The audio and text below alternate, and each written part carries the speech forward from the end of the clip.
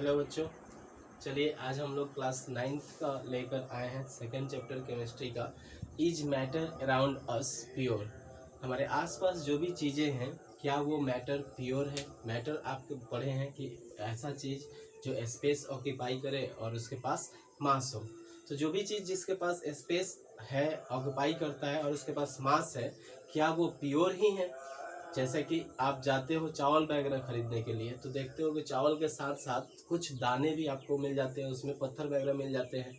तो वहाँ पे आप कहोगे कि यह चावल जो है वो प्योर नहीं है। या फिर आपके घर पे अगर दूध वाला आ रहा है तो वो अगर किसी दिन इसमें पानी मिक्स करके दे दिया तो आप क्या बोलते हो कि इम्प्योर है ये। इसी तरह से जैसे गोल्ड खरीदने हम लोग जाते हैं तो गोल्ड की क्वालिटी अलग अलग है। जैसे 24 कैरेट, 22 कैरेट, 18 कैरेट। 22 कैरेट यानी 22 कैरेट में आपको कुछ मिक्सचर रहेगा, कुछ इम्प्योरिटी रहेगा, मिक्स रहेगा उसमें। 24 कैरेट जो गोल्ड है वो प्योर गोल्ड है। मतलब इस तरह से हम लोग प्योर सब्सटेंसेज मतलब बोल सकते हैं कि ऐसा सब्सटेंस जिसमें एक ही तरह का पार्टिकल प्रेजेंट हो उसको हम लोग प्योर सब्सटेंसेज बोलते हैं। मतलब इसको बोल सकते हैं the substances in which only one kind of particles are present is called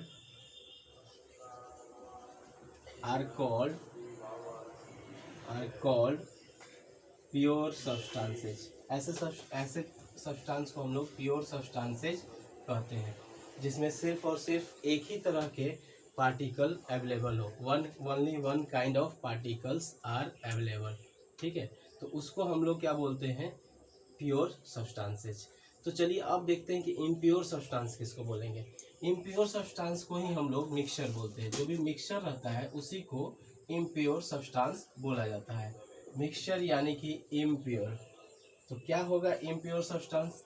कुछ ऐसे भी सब्सटेंसेज है बच्चों जिसमें कुछ इम्प्योरिटी मिक्स रहती है। मतलब एक से ज़्यादा तरह का अगर पार्टिकल प्रेजेंट है उसको हम लोग क्या बोलेंगे, उसको हम लोग बोलेंगे मिक्सचर। ठीक है, तो इसको बोलेंगे the substances in which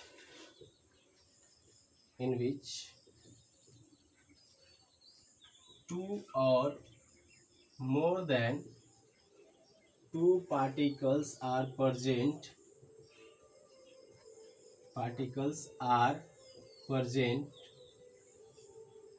is called mixture।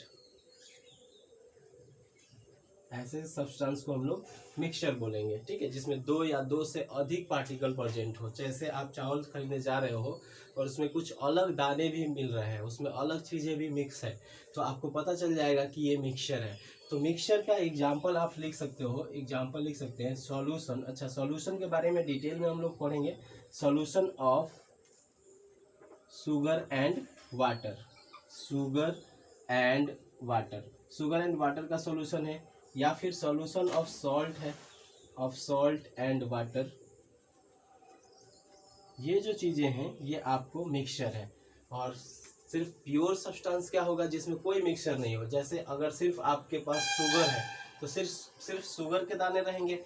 उस तरह से सिर्फ राइस है तो राइस के पार्टिकल्स रहेंगे। तो वो क्या है, ये आपको प्योर सब्सटेंसेज है। तो ये दोनों को हम लोग इस तरह से डिफाइन करेंगे। जनरली हमारे लाइफ में आसपास चीज़ें जो है वो दोनों ही फॉर्म में प्रेजेंट रहता है। और प्योर के लिए हम लोग चाहते हैं कि हमें सारा चीज़ प्योर मिले। तो इस चैप्टर का पढ़ने के पीछे एक और रीज़न है कि हम जान पाएँ कि प्योर सब्सटेंसेज को हम कैसे पहचानेंगे। तो चलिए देखते हैं कि प्योर और मिक्सचर में क्या कौन कौन से सब्सटेंसेज आते हैं। चलिए,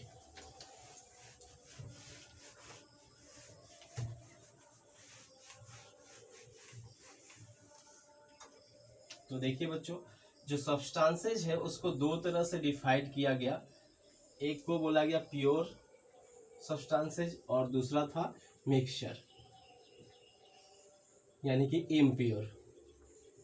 जो मिक्सचर होगा उसी को इम्प्योर बोलेंगे। प्योर सब्सटेंसेज को अगेन दो पार्ट में डिवाइड किया गया। मतलब प्योर हमारे आसपास क्या होंगे, जितने भी एलिमेंट्स होंगे वो सब प्योर सब्सटेंस होंगे, और जितने भी कंपाउंड्स होंगे वो सब भी आपको प्योर सब्सटेंसेज होंगे। मतलब एलिमेंट्स और कंपाउंड्स में इसको डिवाइड किया गया।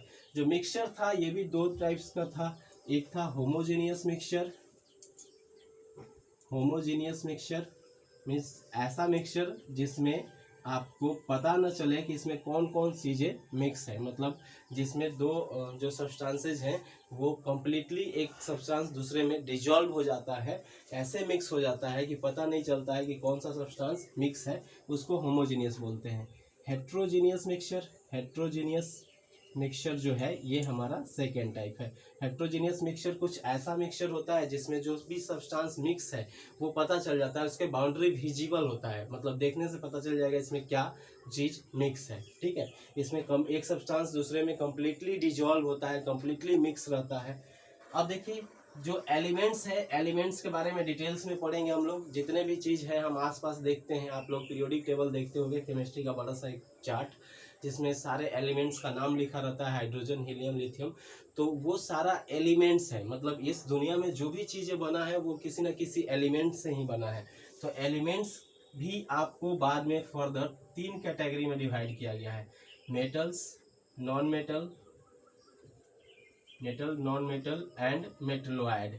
इसको 3 कैटेगरी में, मेटलॉयड्स, ठीक है, 3 कैटेगरी में डिवाइड किया गया है। अगेन कंपाउंड्स को भी 3 कैटेगरी में हम लोग डिवाइड किए हैं, एसिड, बेस एंड सॉल्ट।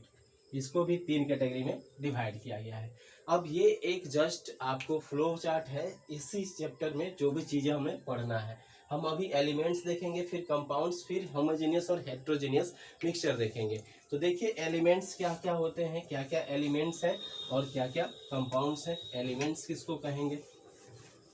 कुछ ऐसे सब्सटेंस हैं, एलिमेंट्स क्या होंगे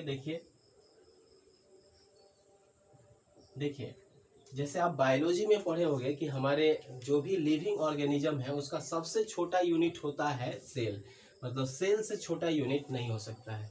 उसी तरह से हमारा जो भी मैटर है उसमें सबसे छोटा जो यूनिट है, सबसे छोटा जो पार्टिकल है उसको हम लोग एटम बोलते हैं। ये हालांकि एक अलग ही चैप्टर है, एटम एंड मॉलिक्यूल्स, उसमें पढ़ेंगे। बट आप अभी समझिए कि एटम वो सब्सटेंस होगा, वो पार्टिकल होगा जो सबसे छोटा होगा। अब समझ लीजिए कि एटम सबसे छोटा पार्टिकल है, उसको डिवाइड नहीं किया जा सके। जैसे मान लीजिए कि आपके हाथ पे पाउडर के दाना है, पाउडर है, तो पाउडर का एक दाना अगर देखा जाए तो आप उसको नहीं देख सकते हो, एक दाना को आप देख नहीं सकते हो। लेकिन बहुत सारा पाउडर का अगर दाना है, कंबाइंड है, तो अब आप उसको देख पाते हो, आपको समझ में आता है ये पाउडर है, लेकिन उसका एक दाना बिल्कुल नहीं दिखता है। उसी तरह से एक एटम को देखना मुश्किल है, नहीं देख सकते हम, नेकेड आई से नहीं देख पाएंगे एक एटम को। लेकिन बहुत सारे एटम जब कंबाइंड हो जाते हैं, एक ही तरह के एटम, तो हम कहते हैं कि वो एलिमेंट्स बना दिए। ठीक है, तो जब बहुत सारे एटम्स कंबाइन होते हैं तो फॉर्म करते हैं एलिमेंट्स। तो लिख सकते हैं group of similar atoms, group of similar atoms are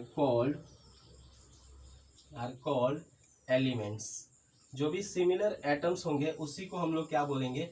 elements. जैसे हाइड्रोजन हो गया, हाइड्रोजन, हीलियम हो गया, लिथियम हो गया, ठीक है, इसी तरह से बेरिलियम हो गया,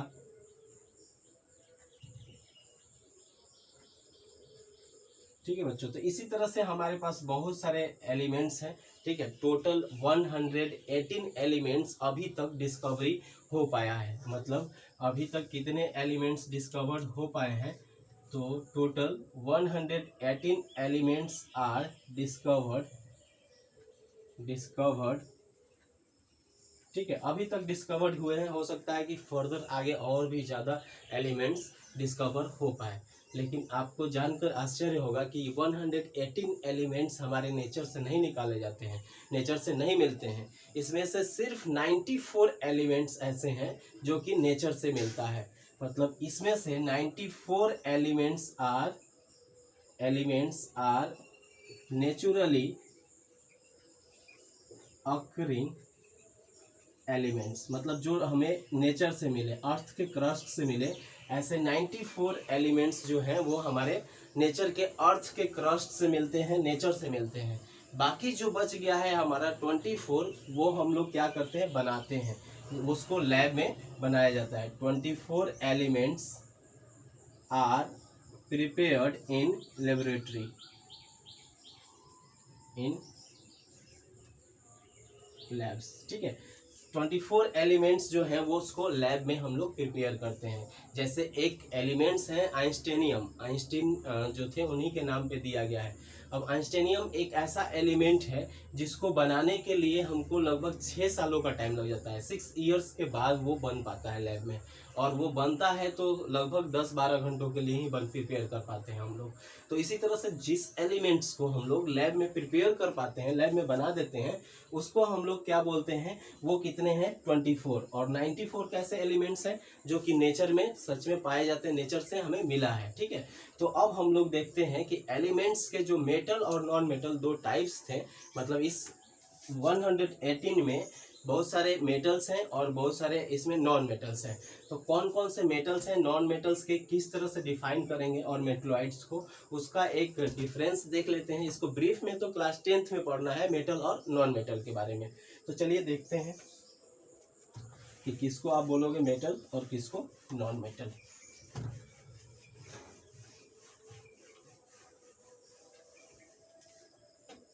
तो चलिए एक डिफरेंस देख लेते हैं मेटल और नॉन मेटल में। देखिए बच्चों, मेटल जो होते हैं वो हीट और इलेक्ट्रिसिटी को अपने थ्रू पास कर सकते हैं, मतलब कंडक्ट करते हैं। ये गुड कंडक्टर्स होते हैं हीट और इलेक्ट्रिसिटी का। ठीक है बच्चों, क्योंकि इनके अंदर फ्री इलेक्ट्रॉन्स प्रेजेंट रहते हैं। ये इलेक्ट्रॉन्स की स्टोरी आपको नेक्स्ट चैप्टर में समझ में आएगी। चलिए देखते हैं, लिख लेते हैं इसको। metals can conduct heat and electricity और नॉन मेटल्स क्या होगा, can not conduct heat and electricity.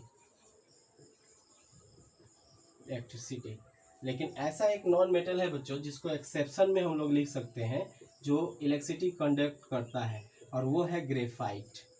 Graphite जो है वो इलेक्ट्रिसिटी कंडक्ट कर सकता है। ठीक है, इसी तरह से हम लोग मेटल को देखते हैं कि मेटल जो है वो डक्टाइल होता है। अब डक्टिलिटी क्या होता है, एक ऐसा प्रोसेस होता है जिससे मेटल को ड्रॉन किया जाता है, मतलब खींच करके पतला वायर में कन्वर्ट किया जा सकता है। ठीक है, आपको जानकर आश्चर्य होगा कि गोल्ड एक ऐसा मेटल है जिसको अगर हम 1 ग्राम गोल्ड लेंगे तो उससे 2 किलोमीटर लंबा वायर बना सकते हैं, इतना वो डक्टाइल होता है। तो जितने मेटल्स होते हैं वो जनरली डक्टाइल होते हैं। तो मेटल्स आर लिखेंगे, मेटल्स आर डक्टाइल, और नॉन मेटल्स जो होते हैं वो नॉन डक्टाइल होते हैं। Non metals are not ductile, ये डक्टाइल नहीं होते हैं। ठीक है, अब देखिए नेक्स्ट है मेलेबल होते हैं। मेटल्स के पास मेलेबिलिटी होता है। मेलेबिलिटी का मतलब कि उसको पीट करके पतला से पतला थीन वायर में अगर बदल दें, इस प्रॉपर्टी को हम लोग बोलते हैं मेलेबिलिटी। तो जितने भी मेटल्स हैं वो मेलेबल होते हैं। आप लोग एल्युमिनियम फॉयल देखे होंगे जिसमें खाना वगैरह पैक किया जाता है, वो कितना पतला किया गया रहता है। मतलब एल्युमिनियम का एक ऐसा फॉयल रहता है, एक पतला सा, जिसमें आपको पतला से पतला उसको कर दिया जाता है एक पेपर की तरह। तो इसलिए ये प्रॉपर्टी सिर्फ मेटल्स के अंदर है। तो मेटल्स आर जनरली मेलेबल होते हैं, metals are malleable. And non metals जो होते हैं बच्चों वो मेलेबल नहीं होते हैं। नॉन मेटल्स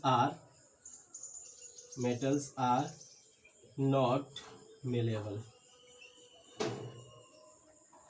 मेटल्स जो है वो जनरली हम लोग इसको सॉलिड में ही पाएंगे, सॉलिड में पाया जाता है। लिक्विड मेटल्स आपको एक मिलेगा, लिक्विड मेटल्स आपको एक गैलियम जिसको यूज करने के समय में वो लिक्विड में चेंज हो जाता है, और एक है मरकरी जो कि लिक्विड स्टेट में पाया जाता है।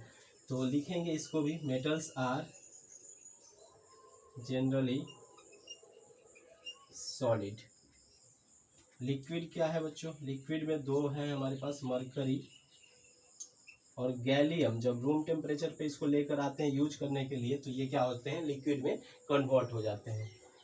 उसी तरह से नॉन मेटल्स जो है वो तीनों कैटेगरी में पाए जाते हैं। जैसे सॉलिड में भी होता है, सॉलिड में होते हैं कार्बन, लिक्विड में भी पाया जाता है ब्रोमीन, ब्रोमीन जो है वो लिक्विड स्टेट में पाया जाता है।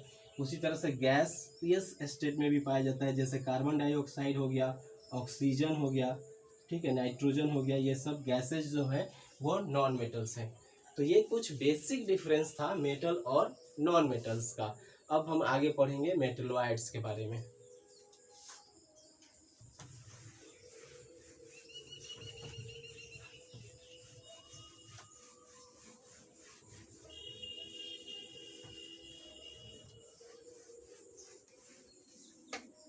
नेक्स्ट है बच्चों मेटलॉइड्स। हमारी केमिस्ट्री में कुछ ऐसे भी एलिमेंट हैं जो कि मेटल और नॉन मेटल दोनों की ही प्रॉपर्टी को फॉलो करते हैं, इसलिए इसको एक अलग ही कैटेगरी बना दिया गया कि ऐसे एलिमेंट्स जो मेटल और नॉन मेटल दोनों की प्रॉपर्टी शो कर रहे हो उनको हम लोग क्या बोलते हैं, मेटलॉइड्स बोलते हैं। The elements which shows the property of metals as well as non-metals are called metalloids. इनको हम लोग मेटलॉइड्स के नाम से जानते हैं। एग्जाम्पल में सिलिकॉन हो जाएगा आपको, एक मेटलॉइड्स है, जर्मेनियम भी आपको मेटलॉइड्स है, ठीक है। ऐसे बहुत सारे हैं आपको एलिमेंट्स जो कि मेटलॉइड्स है, दोनों की ही इसमें बिहेवियर है। आपको मेटल की तरह भी काम करेंगे, मेटल की तरह भी लगेंगे और नॉन मेटल की तरह भी देखते हैं। इन सबको हम लोग मेटलॉइड्स कहते हैं। तो यहाँ तक तो था एलिमेंट्स का, ये सारे चीज़ प्योर में आते हैं, प्योर सब्सटेंसेज होते हैं। अब हम लोग पढ़ेंगे कंपाउंड्स के बारे में कि कंपाउंड्स क्या होते हैं। तो देखिए कंपाउंड्स क्या होते हैं,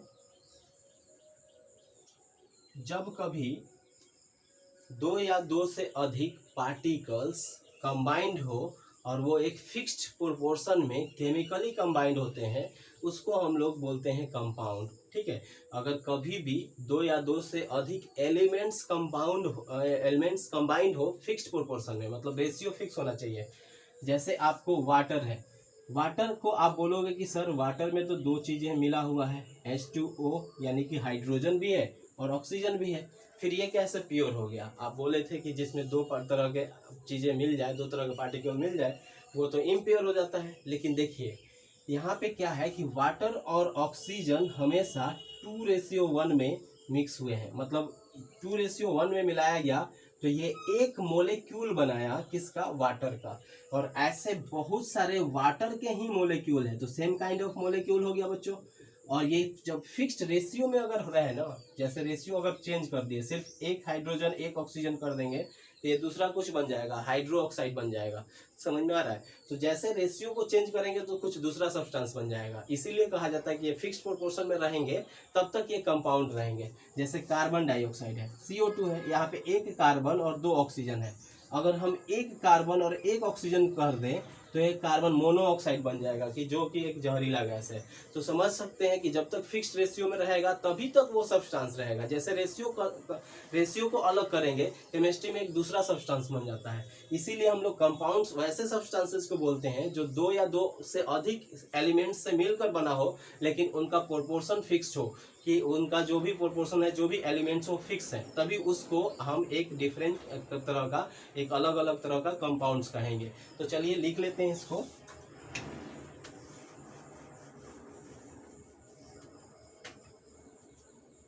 the substances which are made up of two or more elements combined chemically in a fixed proportion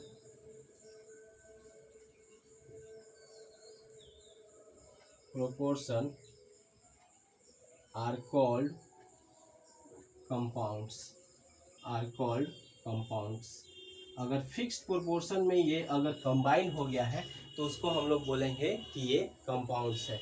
जैसे एग्जांपल आप लिख सकते हैं, जैसे वाटर का मॉलिक्यूल हो गया, कार्बन डाइऑक्साइड हो गया, NaCl Al2O3 एल्युमिनियम ऑक्साइड हो गया, NaCl हो गया। तो ये सब को हम लोग कंपाउंड बोल सकते हैं, क्योंकि ये एक फिक्स्ड रेशियो में जब तक रहेंगे तब तक क्या है, ये एक कंपाउंड फॉर्म करेंगे और इसको एक कंपाउंड कहेंगे। चलिए, इस कंपाउंड भी आपको किस में आता है, प्योर में। अभी तक हम लोग प्योर सब्सटेंसेस के बारे में ही पढ़ रहे थे। अब मिक्सचर के बारे में पढ़ेंगे। जो मिक्सचर दो तरह का हम पढ़े थे, एक होमोजेनियस मिक्सचर और हेट्रोजेनियस मिक्सचर। इन दोनों को डिफाइन कर लेते हैं। तो चलिए देखते हैं होमोजेनियस मिक्सचर क्या होगा और हेट्रोजेनियस मिक्सचर क्या होगा। अब हम लोग इम्प्योर सब्सटेंसेस में इंटर करते हैं। यहाँ तक जो भी चीजें था वो प्योर सब्सटेंस था।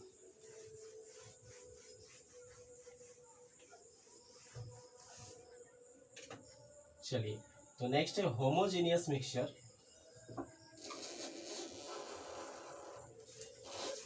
और heterogeneous mixture. Homogeneous mixture and heterogeneous mixture, दो तरह के मिक्सचर थे हमारे पास। तो होमोजेनियस मिक्सचर किसको बोलेंगे, ऐसा मिक्सचर जिसमें एक का पार्टिकल दूसरे में कंप्लीटली डिजॉल्व हो, उसको हम लोग बोलते हैं होमोजेनियस मिक्सचर।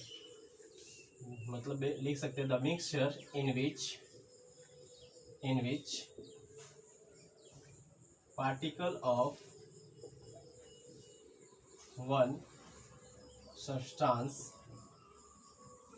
completely dissolved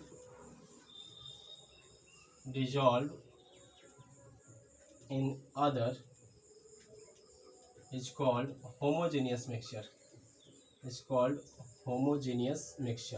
ऐसे मिक्सचर को होमोजेनियस मिक्सचर बोलते हैं जिसमें कंप्लीटली डिजॉल्व हो जाए पार्टिकल। और हेट्रोजेनियस मिक्सचर किसको बोलेंगे, जिसमें कंप्लीटली नहीं डिजॉल्व हो।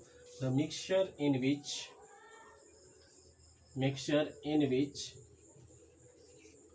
particle of one substance is not completely dissolved in other is called heterogeneous mixture. ऐसे मिक्सचर को हेट्रोजेनियस मिक्सचर हम लोग बोलते हैं, जिसमें एक पार्टिकल दूसरा में कंप्लीटली डिजॉल्व नहीं हो, उसको क्या बोलेंगे, हेट्रोजेनियस मिक्सचर बोलेंगे। दूसरी भाषा में इसको कह सकते हैं कि इसका जो बाउंड्री होगा होमोजेनियस का, दो पार्टिकल्स का बाउंड्री, वो आपको नेकेड आई से नहीं देख सकते हैं, उसको हम लोग आसानी से नहीं देख सकते हैं। The boundaries of two particles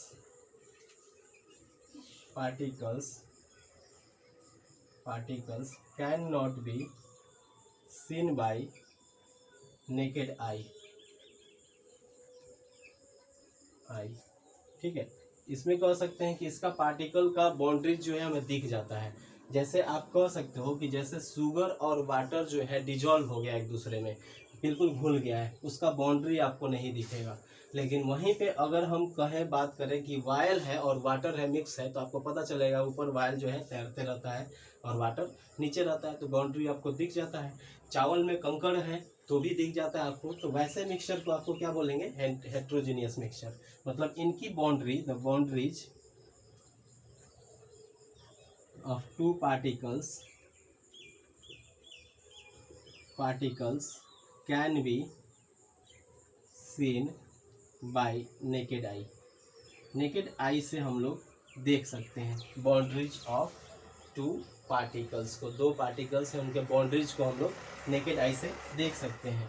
तीसरा डिफरेंस हम लोग इसमें कह सकते हैं बच्चों कि जो भी होमोजेनियस मिक्सचर होगा उसको हम लोग केमिकली बनाते हैं। मतलब इसको किसी भी फिजिकल मेथड से अलग नहीं कर सकते हैं। ठीक है, it can not be separated by physical method मतलब फिल्ट्रेशन करके, ठीक है, विनोइंग के द्वारा, ठीक है, हैंड पिकिंग के द्वारा, इस सब के द्वारा इसको अलग नहीं किया जा सकता है होमोजेनियस मिक्सचर को। लेकिन इसको अलग कर सकते हैं। It can be separated by physical method winnowing के द्वारा, या फिर हैंड पिकिंग के द्वारा, या फिर हम कह सकते हैं कि फिल्ट्रेशन के द्वारा इसको अलग किया जा सकता है। लेकिन फिजिकल मेथड जो होता है उससे इसको अलग नहीं कर सकते हैं। एग्जाम्पल में आप इसका लिख सकते हो, solution of sugar and water, sugar और वाटर का सॉल्यूशन। एक और एग्जाम्पल है बच्चों मिल्क भी एक मिक्सचर है, होमोजेनियस मिक्सचर है। इसमें क्या क्या मिक्स रहते हैं बच्चों? तो इसमें दो तरह के चीज़ें मिक्स हैं, फैट और प्रोटीन्स, इसलिए इसको होमोजेनियस मिक्सचर बोले हैं, फैट और प्रोटीन्स। हेट्रोजेनियस मिक्सचर क्या होगा, क्या एग्जांपल क्या होगा? कुछ भी, सैंड के साथ अगर वाटर मिक्स है, वाटर एंड सैंड अगर मिक्स है, ठीक है, सॉइल और वाटर मिक्स है, सॉइल एंड वाटर, ये सब हेट्रोजेनियस मिक्सचर का हो जाएगा आपको एग्जांपल। तो इस तरह से हम लोग दोनों में डिफाइन कर सकते हैं, दोनों में डिफ्रेंशिएट कर सकते हैं कि होमोजेनियस मिक्सचर किसको बोलेंगे और हेट्रोजेनियस मिक्सचर किसको बोलेंगे। अब हम लोग देखते हैं कि आखिर जो मिक्सचर है ये भी दो तरह के सब्सटेंस से बन रहा था, और कंपाउंड भी दो या दो से अधिक एलिमेंट यानी सब्सटेंस से बन रहा है। तो आखिर इन दोनों में क्या डिफरेंस है, मतलब जो एलिमेंट्स जो से बन रहा था कंपाउंड्स में और मिक्सचर में क्या डिफरेंस है? कुछ तो डिफरेंस होगा, इसमें भी दो से ज़्यादा पार्टिकल्स है, उसमें भी दो से ज़्यादा पार्टिकल्स हैं। तो चलिए देख लेते हैं कि दोनों में क्या डिफरेंस है।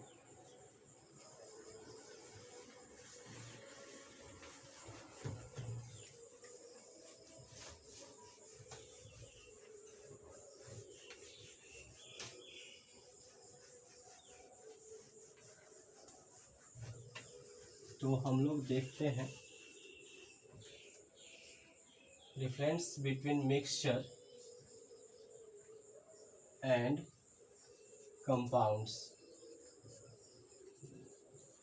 कंपाउंड्स में क्या डिफरेंस है। तो चलिए सबसे पहला डिफरेंस हम लोग देखते हैं कि जो भी मिक्सचर हम बनाते हैं, इस मिक्सचर में दो पार्टिकल्स रहेंगे, लेकिन वो कितने उनका कॉन्स्टिट्यूएंट रहेगा, मतलब जो पार्टिकल्स है वो कितना रहेगा कोई फिक्स्ड नहीं रहता है। लेकिन इसमें जो भी कंबाइन रहते हैं एलिमेंट्स वो फिक्स्ड प्रोपोर्शन में कंबाइन रहते हैं, ठीक है। तो लिख सकते हैं द कॉन्स्टिट्यूएंट आर वेरिएबल। और इसमें क्या होता है, जो भी इसके अंदर कॉन्स्टिट्यूएंट रहेंगे वो क्या रहेंगे, फिक्स्ड प्रोपोर्शन में रहेंगे। द कॉन्स्टिट्यूएंट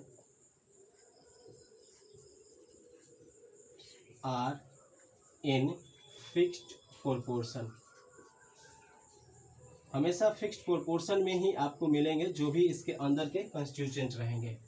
दूसरा है कि बच्चों इस मिक्सचर में अगर दो चीज़ों को मिक्स किया जाता है तो जो तीसरा चीज़ मिलता है वो दोनों का कंबाइंड रहता है, मतलब जो भी उसमें आपको मिलेगा मिक्सचर वो दोनों का प्रॉपर्टी को शो करता है। जो भी दो चीज़ें मिक्स रहेगा मिक्सचर में, जैसे वाटर और शुगर को मिला दिए तो जब हम पियेंगे तो उसमें वाटर का भी प्रॉपर्टी को शो करेगा, वो लिक्विड की तरह है, और आपको शुगर का भी प्रॉपर्टी को शो करेगा, मीठा हो जाता है। लेकिन इसमें ज़रूरी नहीं है कि दो एलिमेंट को मिलाए, जैसे हाइड्रोजन और ऑक्सीजन को मिला देते हैं तो हमें वाटर मिल जाता है। अब बताइए ये दोनों गैस है और इससे लिक्विड मिल गया, तो ये बिल्कुल प्रॉपर्टी अलग है। तो प्रॉपर्टी जो होता है, जो भी हमारे पास सब्सटेंस बनता है उसका इसमें क्या होता है, सेम रहता है कॉन्स्टिट्यूएंट की तरह, लेकिन इसमें अलग बन जाता है, अलग हो जाता है, ठीक है। The property of mixture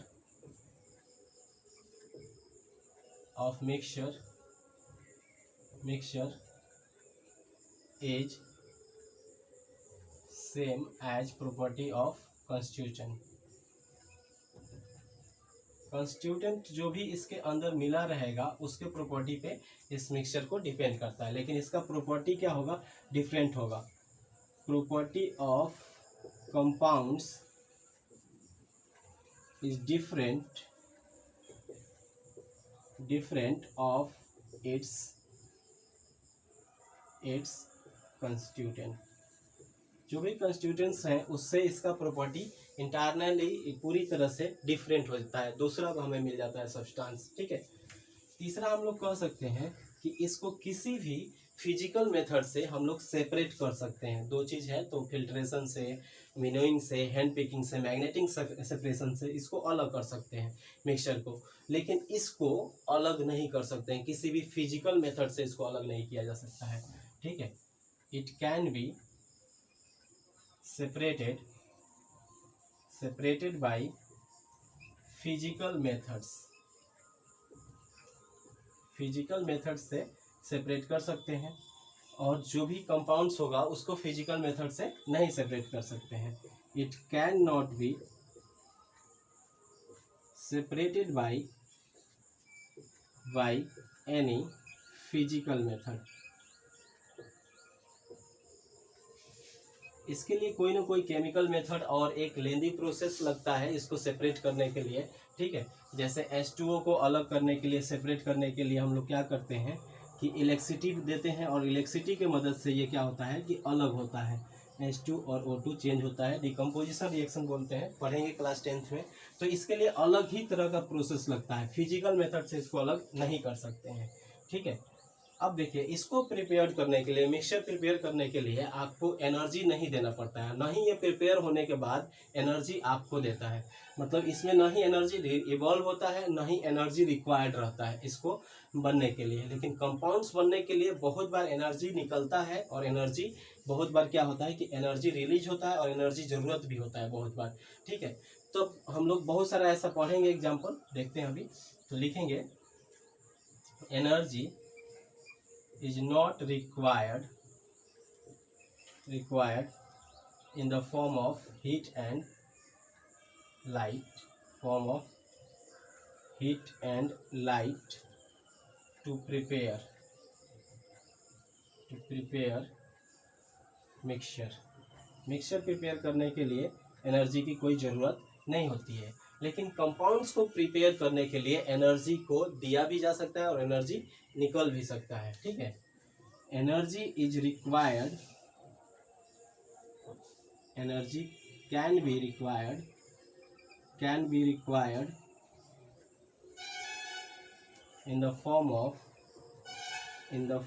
of heat and light to form compounds। इसमें एक बात और ही ध्यान दीजिएगा, एनर्जी रिलीज भी होता है। ठीक है, also energy can be released. ठीक है, एनर्जी रिलीज भी हो सकता है जब कंपाउंड्स बनते हैं। ठीक है बच्चों, जैसे आपको कैल्शियम ऑक्साइड से कैल्शियम कार्बोनेट बनाना है, तो वहाँ पे एनर्जी देना पड़ेगा आपको। या कैल्शियम कार्बोनेट जब ब्रेक करना है, तो उसको हीट करना पड़ता है, गर्म करेंगे तभी टूटेगा कैल्शियम ऑक्साइड में और कार्बन डाइऑक्साइड में। तो इस तरह से हम देख रहे हैं कि जो भी चीज़ें हीट की ज़रूरत पड़ती है, तो उस तरह से कंपाउंड्स बनते हैं। एक और छोटा सा डिफरेंस है, इसका स्क्रीनशॉट ले लीजिए, उसके बारे में बात करते हैं। अब देखिए, इसमें क्या है, मिक्सचर में अलग अलग चीज़ें वेरिएबल है, कितना भी हो सकता है। जैसे आपको शुगर है तो कितना शुगर हो सकता है, कितना भी पानी हो सकता है। इसमें जो भी है वो आपको वेरिएबल है। तो वेरिएबल है, तो इसका मेल्टिंग और बॉइलिंग पॉइंट क्या होगा, ये वेरिएबल होगा। मतलब मेल्टिंग और बॉइलिंग पॉइंट फिक्स्ड नहीं रहेगा। लेकिन कंपाउंड्स का मेल्टिंग और बॉइलिंग पॉइंट फिक्स रहता है। ठीक है, क्यों फिक्स रहता है? क्योंकि कंपाउंड्स में जो भी प्रोपोर्शन में मिले हुए एलिमेंट्स हैं वो फिक्स्ड है, तो इसीलिए इसका मेल्टिंग और बॉइलिंग पॉइंट वेरिएबल रहता है। कितना भी मेल्टिंग और बॉइलिंग पॉइंट हो सकता है। जैसे मान लीजिए, जैसे हम मान लेते हैं कि मिल्क जो है, मिल्क का 40 डिग्री सेल्सियस है इसका बॉइलिंग पॉइंट, और वाटर का कितना है, 100 डिग्री सेल्सियस है। वाटर का 100 डिग्री सेल्सियस है बॉइलिंग पॉइंट। अब कभी आपको देखे होंगे कि आप घर में जब मिल्क को आप बॉयल करते हो तो जल्दी बॉयल हो जाता है, और वाटर बॉयल करते हो तो ज़्यादा टाइम में लगता है। डेली ये प्रोसेस करते हो, लेकिन एक बार क्या हुआ, एक दिन आप देखें कि मिल्क को गर्म कर रहे हो और थोड़ा टाइम ज़्यादा लग गया, तो आप क्या समझ जाते हो कि जो दूध देने वाले होगा ग्वाला, वो ज़रूर इसमें मिक्स कर दिया होगा वाटर। मतलब इसका बॉइलिंग पॉइंट बढ़ गया। वाटर को मिक्स करते ही इसके अंदर इसका बॉइलिंग पॉइंट क्या हो गया, बढ़ गया। अब कितना पानी मिलाया ये समझ में आएगा, कितना देर में वो बॉयल हो रहा है। जितना ज़्यादा टाइम लग रहा है बॉयल होने में, समझिए उतना ही ज़्यादा इसमें पानी मिलाया गया है। तो इसका मतलब इसका मेल्टिंग और बॉइलिंग पॉइंट इसका फिक्स नहीं रहता है, जो भी मिक्सचर है। लेकिन इनका फिक्स रहता है कंपाउंड्स में, क्योंकि इसमें फिक्स है, जो भी कंस्टिट्यूएंट है वो फिक्स है। तो लिख देंगे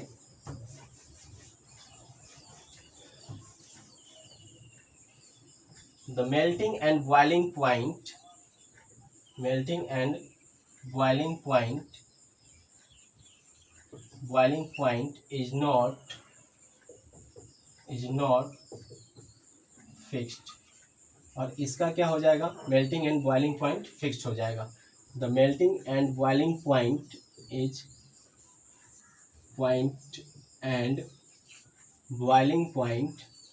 इज फिक्स्ड। मेल्टिंग और बॉइलिंग पॉइंट जो होता है कंपाउंड्स का वो फिक्स्ड होता है। तो इस तरह से ये जो दो डिफरेंसेस थे, यहाँ तक हम लोग रखते हैं आज का लेक्चर। नेक्स्ट क्लास में हम लोग आगे पढ़ेंगे सॉल्यूशंस के बारे में, कितने टाइप्स के सॉल्यूशन है। ठीक है, तो चलिए मिलते हैं नेक्स्ट क्लास में।